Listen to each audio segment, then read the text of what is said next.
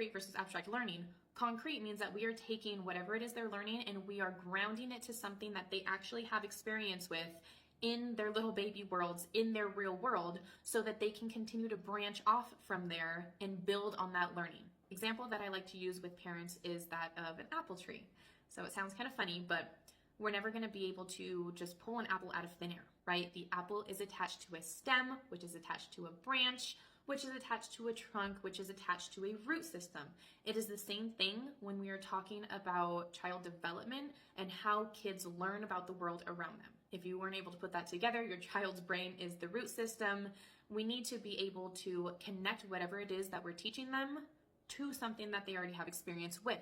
So if you just start throwing graphemes, which are the written letters, so this is the letter G, this is the letter A, and telling them that they make these sounds, that doesn't mean anything to them. So when you teach it concretely, you want to make sure that you're teaching, if you're working on the letter B, B says book, B is for what, B is for what. Bring it to something that they have experience with. B is for banana, B is for bat.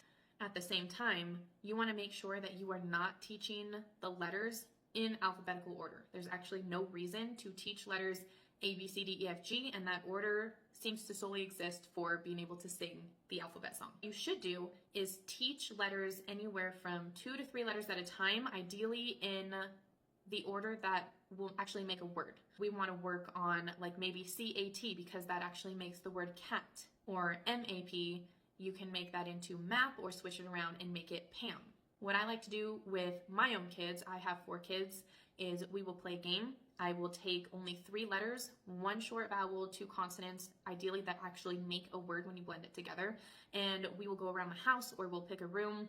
And let's say we are in the kitchen. I use M, A, and P, and we'll find things in the kitchen that start with the sound. Maybe I put the letter M, if you have a wooden puzzle piece, I put it on the microwave. M is for microwave. But then I'll try to be silly and I'll take the M off, put the P up there, and be like, well, now it's not a microwave anymore, baby. Now it's a pikerwave.